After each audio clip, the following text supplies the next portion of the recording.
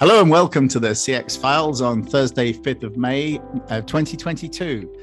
My name is Mark Hillary and I'm in Sao Paulo, Brazil. And I'm Peter Ryan in Montreal, Canada. Mark, great to be here today as spring is really starting to spring, as they say. I think that we're seeing light at the end of the tunnel out of my window. I can finally see a few green shoots on trees with some buds popping out.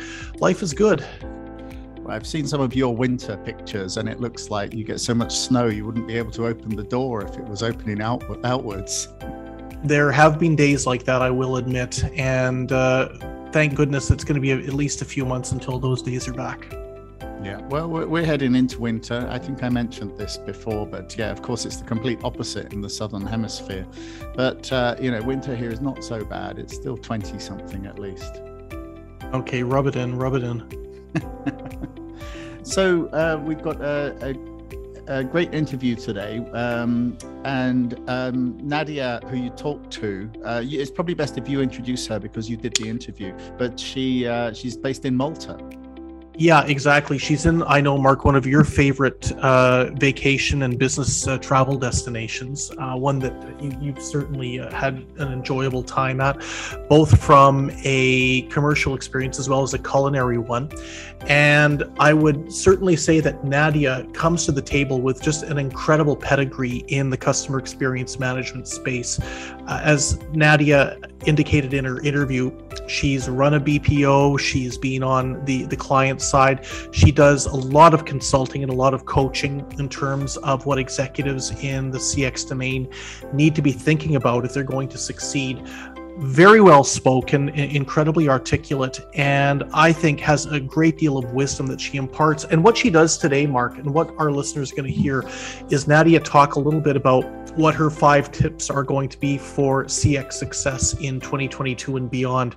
Now, this takes into account a whole range of different elements, whether it relates to technology, to people management, to business models, to decisions on the extent to which organizations need to think about what they actually want to leverage with an outsourcer, what they might want to keep in-house. Nadia really brings it home and I think gives a number of fantastic lessons that anybody involved in our space needs to be thinking about. Yeah, I thought it was an interesting conversation. It's a couple of things that stood out for me were how much is being driven by the end customer. It's like the demands of the customer that's driving a lot of the technology that's being deployed inside BPOs, but even just things like the number of channels that customers are demanding. So having the end customer making those changes is really sort of driving the industry forward.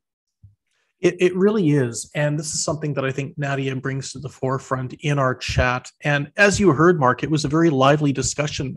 Nadia's got a number of opinions on things, very well-founded opinions too. I think one of the things that really hits home for me, and I think will hit home for the listeners when we get to the interview, is the extent to which she's able to bring real world experiences and practical application about what's happened through her career and being able to mold that into some of the advice and some of the tips that she's able to impart over the course of the interview that we're going to be hearing in a few minutes. Yeah, I thought also the stuff she mentioned about training was very useful as well, and how we're moving away from the kind of, room full of 50 people all getting the same training course at the same time to very individual training focused on what each individual needs. But this is exactly it. And this is an example that we talked about at length over the course of our chat. And that's the fact that it's just outdated to think that you can have a seminar of, as you say, 50 people, and that individuals are going to sit in a classroom for 2-3 hours at a time and be able to remember a whole host of different processes, a whole host of different techniques. It's not going to happen. Let's think about our own experiences in university. When you go into a lecture hall, you sit and listen to an instructor over the course of an hour and a half, 2 hours. You come out of it, probably the following day, you've forgotten 50% of it. 2 days later, you've forgotten 90% of it. And why should we think it's going to be any different for individuals working on the front lines of CX when they're going in for some fairly intricate training? Okay, so unfortunately, my favorite restaurant in Malta has closed down, but That is a shame. Yeah. At least we can now go straight to the interview with Nadia Pace, so we can at least have some connection to Malta. But we can live in the memory of that restaurant, because I know that you did publish a video a few years ago on YouTube, and those who are interested will be able to do a little digging and I think find it. We'll see if any of the listeners can find that.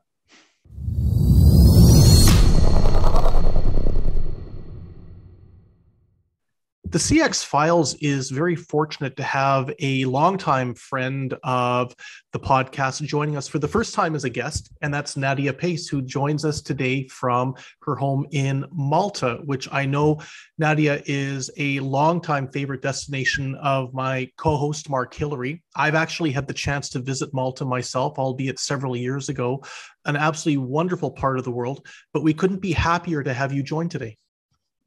Thank you very much, Peter, for the invitation. I'm honored to be here, and I'm looking forward to meeting you in person in Malta. Absolutely, or Las Vegas for the CX Outsourcers Conference. More to come on that. This is a sneak preview, but definitely it will be great to finally be able to meet live. And I think we're hearing this a lot from people. As you and I were chatting before we turned the record button on, I recently came back from my first live event in a couple of years in Poland, and it was just so wonderful to be able to not just meet people over a screen, but to be able to shake hands, to be able to sit down for a beer or a coffee or lunch and really get to know them face to face. So this is, I think, one of the nice parts of 2022 as we're moving into the second half of the year. Indeed, Peter. I think we've missed the one-on-one so much, especially within the CX environment when there is such a small, tight-knit network. But we all continue to meet each other online, and nevertheless, however, we were so much looking forward to meet each other in person. And I think it's a great opportunity for 2022 that so many restrictions now have been released in so many countries, and it's giving us that opportunity to meet up again. Couldn't agree more. And talking about that CX environment, Nadia, maybe talk to us a little bit before we get into the meat of the interview about yourself and your background, which truly is second to none in the customer experience management space. So I've started, Peter. I was running a contact center outsourcing company in Malta that had an outreach into different countries, including Fiji and Australia, as well as in the UK. And that was my introduction to the outsourcing CX world. And it was a great experience for about 10 years, where I was part of the BD, business development environment first, and then I was running the whole operation for about 3 years. And now, for the past 4 years, I've set up my own shop, different than the CX environment. However, I still provide consultancy because I do board advisory and executive mentoring to my clients, including my clients within the CX field. Okay, that's fantastic. And obviously, you come with a great deal of experience. And this is one of the reasons we wanted to get you on the pod, Nadia, was to talk a little bit about, based on what you've seen, based on what you have done in the industry, maybe to give some practical tips for those operating contact centers, a little bit what they might want to be thinking about over the course of the coming months. And what we've done is we've boiled this down into Nadia's top 5 CX tips for 2022. And I'm going to start with the first one I'd like to hear a little your thoughts on. And effectively, from the perspective of team leaders, what do you recommend they be thinking about in terms of how their organization is going to reflect the changing CX dynamic, which I think we all agree is certainly evolving coming out of the pandemic? Very much so, Peter. I think the concept of hybrid and remote working, which was initiated and accelerated during the pandemic, is definitely here to stay. And this is something that, from an outsourcing perspective, so those CX operations that are outsourcing and supporting more than one operation on behalf of their own clients, this is something which is actually part of their value proposition nowadays, that they actually provide the possibility of having the remote working and the hybrid possibility, which is peace of mind and also business continuity, redundancy for clients. So God forbid something else, there's another crisis, they have the opportunity to be able to connect through their CX provider. So definitely this mode and this style of working is definitely here to stay. And is also part of the culture, mainstream culture of some of the operations themselves. And for the team leaders, the adaptability is key. So this is something that I think, and even through my own work, this is something that definitely team leaders struggled and still find it challenging, because somewhat managing this hybrid and remote working still remains something that they need to master and they need to be able to keep abreast with. Nowadays, we have the conversations even within the work style and the work environment of 4-day weeks and different flexible working arrangements. There isn't one size fits all. And as a team leaders within CX environments really need to be able to adapt to these different versions and these different working styles. So adaptability definitely is key from a team leader's perspective. And that adaptability, I think, is very important when we start talking about how the agents themselves are able to best support the end users. And a lot of that comes down to training strategies. We, a few weeks ago, had a fantastic discussion with our friend Jackie Turner, a little bit about how she looks at training versus coaching and the extent to which things are evolving in this sense. So Nadia, in your view, how can managers in the CX space realign their training strategies to be more effective in order to make sure that the agents are best equipped from the perspective of being able to handle those digital or voice-based interactions? In fact, Peter, you're very right and spot on, very much on point regarding this aspect. There has been a shift from, or rather a blend of team development training sessions to more self-development training and individual coaching or mentoring, where the improvement on the self and on the personal, even with the aspect, coupled with the aspect of tackling and managing mental health awareness, for instance, that has been now, it's much more than a slogan, as I mentioned before we started. Now this is something that most companies have to deal with and are dealing with. So I find that individual coaching and mentoring sessions together with team development sessions are more effective within this context that we're living nowadays. Since with mentoring and with coaching, it's providing a self-psychological space, a safe space, where the individual, where employees, where agents can actually take an objective look at their performance and also have a sounding board with the coach, with the mentor, to be able to analyze and how they can unlock their potential and as well as identify the best version of themselves. So this is really coupled with, there's a lot of stress, there's a lot of challenges, there are a lot of changes that nowadays are going within the CX environment, both from a client perspective, from an organization perspective, from a customer's perspective, the changes within technology. So the agents had to deal with all this simultaneously and in tandem. Therefore, there's support to be able to have someone that they can actually go and then ask for help and assistance. They're finding it, organizations and management alike, they're finding it really beneficial for the best, having the best customer experience, best customer impact, but also for the benefit and of the agents and the individual benefit of each and every one of them. Now, that's really interesting because we come to tip number 3, and that relates to an aspect that you talked about in terms of how the agent's able to do their job. And that comes down to technology. And I think as you mentioned that word technology, it really lit up a bulb over my head, because I don't think the technology has been any more effective than it is now. But equally, if it's not deployed properly, it can be very, very confusing in a CX environment. And unfortunately, both you and I have heard many horror stories about technology being taken on for the sake of technology, but not necessarily being used for the right reasons. And if you were talking to a CX leader going into the second half of this year, what would your tip be for how they should be focusing their technology initiatives? Peter, this is quite interesting. And as you mentioned, we touched upon it even earlier, that the technology has always been part of the backbone of each and every CX environment and operation, because they operate with human resources, but definitely with technology and different technology platforms.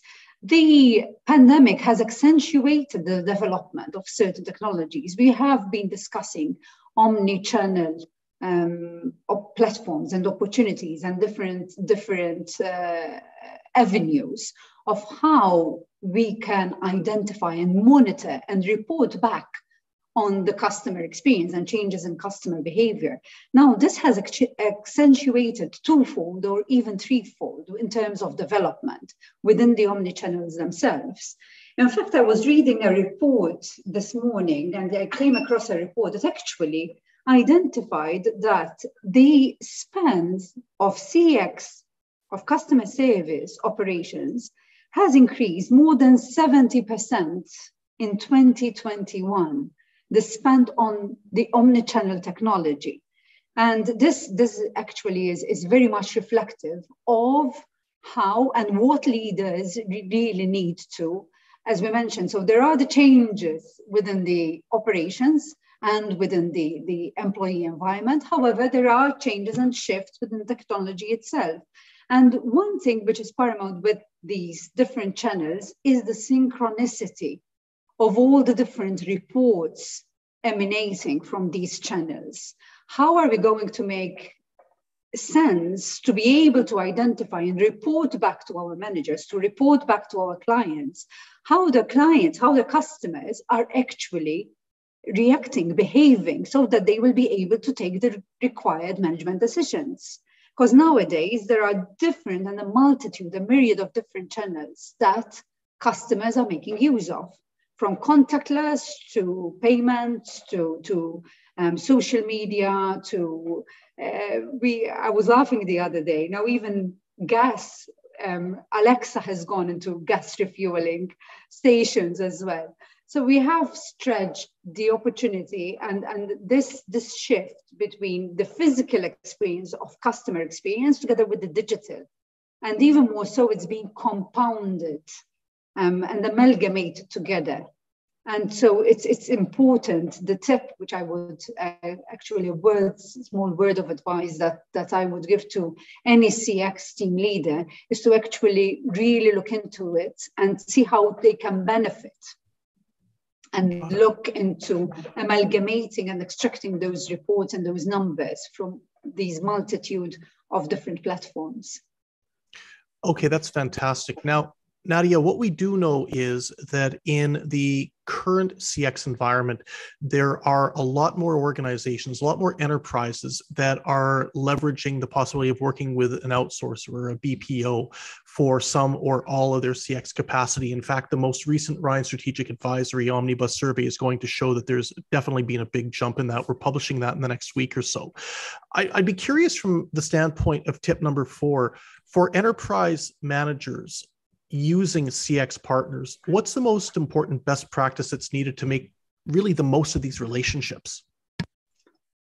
The biggest value for an outsourcing partner, Peter, is definitely the outsourcing provider being able to provide the required data about their own customers. So the question that most often than not is being asked by the clients of the outsourcing providers is, how can I improve my customer service? How are my customers reporting and how they are evolving within the different seasons, for example? How can I improve? And where are the pain points that I need to address?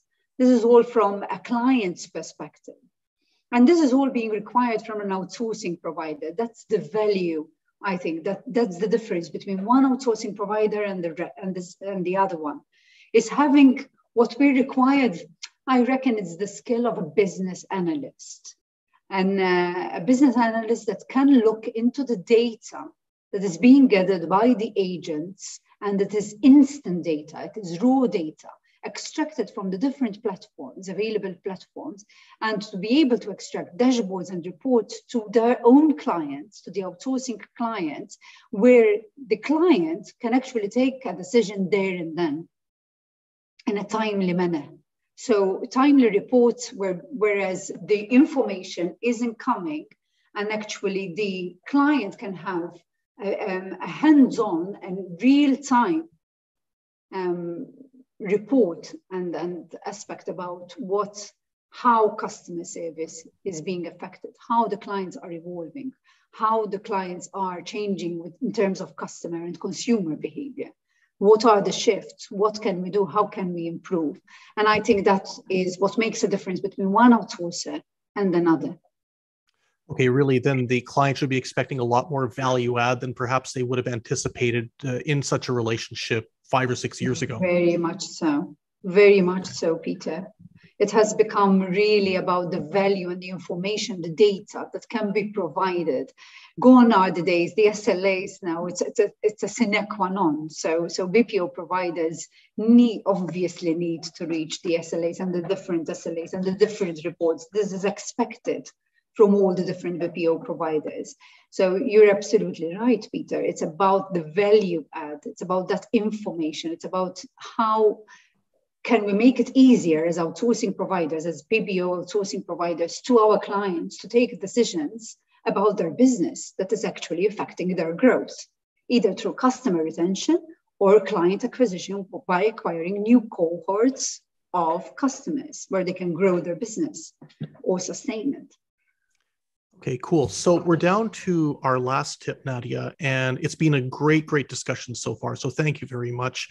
The final one I've got for you in terms of teeing up your views and your advice relates to the whole idea about remote CX delivery. And I remember the days of the early 2000s where this was very much a niche model. It was being deployed by one or two big names, one or two big brands. Now it's become effectively a structural part of what we do in the CX environment. So what counsel would you have for those companies that are looking to continually embrace remote working, either in its pure form or as part of that hybrid approach that you spoke about a few minutes ago? So the key aspect, I think organizations need to invest more into their culture and engagement with their own employees within the setup, within this context. So we're saying that hybrid working, remote working is here to stay.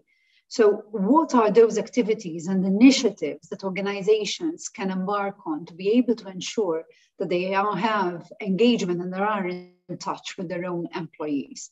And we're seeing more and more the importance of more frequent feedback sessions, both online as well as virtually, however, coming up with that face-to-face and one-on-one meetups in different parts of the world, depending where the organization is operating. So I think the importance of having a central point of reverting to, even from an employee culture, from an organizational culture perspective, from an organizational purpose and values. So nowadays, employees are looking for this more and more. So in different ways, organizations need to come up with different ways of engaging with their own employees, and communication is key. They have to make sure that employees are being acknowledged and are being listened to be able to feel part of this organization and engage back with the organizational culture that is changing as we speak, basically. And I think the important thing that you're talking about there is communication, because there's some aspects of communication or some matters of communication that we have all seen in the past that haven't been terribly effective from remote working. That whole element about acknowledging the individual, the whole idea about acknowledging what they've been able to do and to be able to provide feedback on where elements they can do better is so important. It's like, when we used to be running the contact centers of days gone by, where the idea was you'd keep morale up by having a pizza party every second Friday. Clearly that didn't work.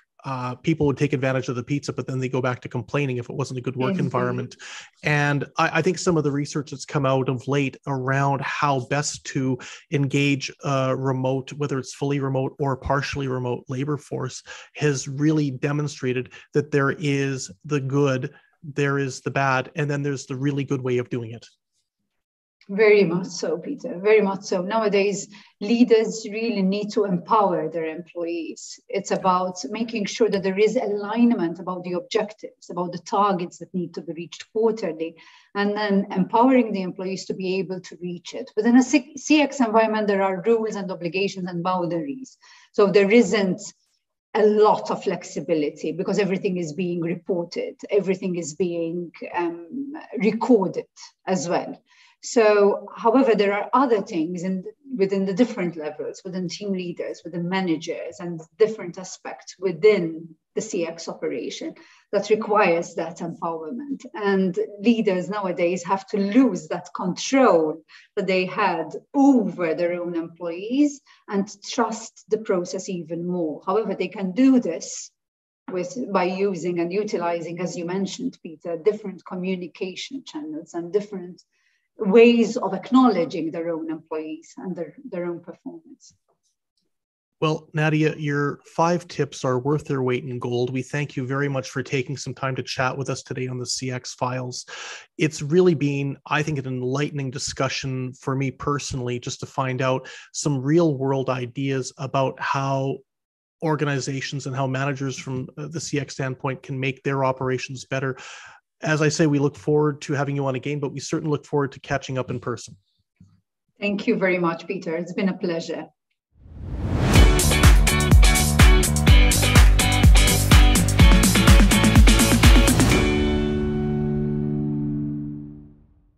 Thanks for listening to the CX Files podcast. We really appreciate your feedback and suggestions. You can reach myself, Mark Hillary, or Peter Ryan via LinkedIn. Please also leave a rating or review on your favorite podcast provider, as that helps more people to find us. As always, we'd like to thank Chris Haig at Traction Media for the CX Files graphics. See you next week.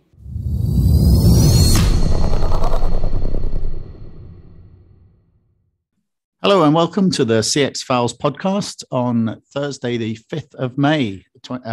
Shit. I f***ed up the date stamp again. It is the 5th of May.